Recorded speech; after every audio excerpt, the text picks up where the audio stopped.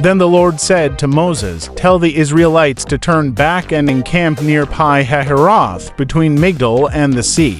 They are to encamp by the sea directly opposite Baal-zephon. Pharaoh will think the Israelites are wandering around the land in confusion, hemmed in by the desert. And I will harden Pharaoh's heart, and he will pursue them. But I will gain glory for myself through Pharaoh and all his army, and the Egyptians will know that I am the Lord." So the Israelites did this. When the king of Egypt was told that the people had fled, Pharaoh and his officials changed their minds about them and said, "What have we done? We have let the Israelites go and have lost their services." So he had his chariot made ready and took his army with him. He took 600 of the best chariots, along with all the other chariots of Egypt, with officers over all of them.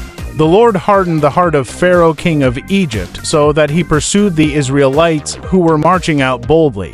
The Egyptians, all Pharaoh's horses and chariots, horsemen and troops pursued the Israelites and overtook them as they camped by the sea near Pi-hahiroth, opposite Baal-zephon. As Pharaoh approached, the Israelites looked up, and there were the Egyptians marching after them. They were terrified and cried out to the Lord. They said to Moses, "Was it because there were no graves in Egypt that you brought us to the desert to die? What have you done to us by bringing us out of Egypt? Didn't we say to you in Egypt, 'Leave us alone, let us serve the Egyptians'? It would have been better for us to serve the Egyptians than to die in the desert." Moses answered the people, "Do not be afraid.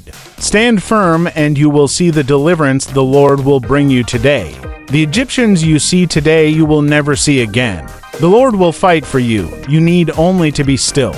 Then the Lord said to Moses, "Why are you crying out to me? Tell the Israelites to move on.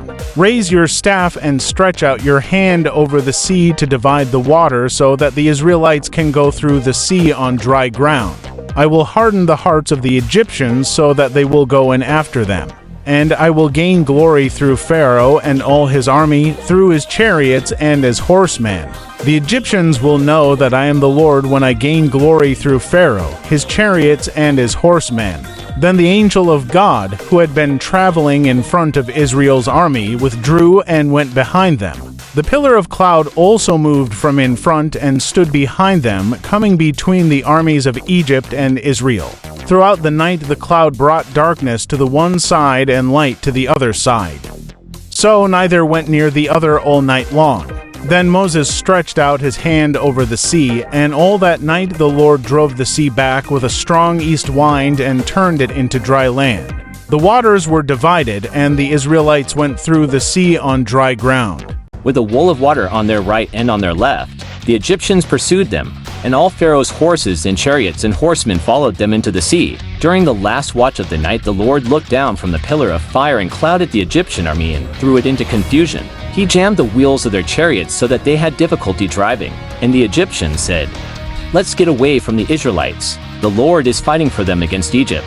Then the Lord said to Moses, "Stretch out your hand over the sea so that the waters may flow back over the Egyptians and their chariots and horsemen." Moses stretched out his hand over the sea, and at daybreak the sea went back to its place. The Egyptians were fleeing toward it, and the Lord swept them into the sea. The water flowed back and covered the chariots and horsemen, the entire army of Pharaoh that had followed the Israelites into the sea. Not one of them survived, but the Israelites went through the sea on dry ground, with a wall of water on their right and on their left. That day the Lord saved Israel from the hands of the Egyptians, and Israel saw the Egyptians lying dead on the shore. And when the Israelites saw the mighty hand of the Lord displayed against the Egyptians, the people feared the Lord and put their trust in him and in Moses his servant. Exodus 14:1-31.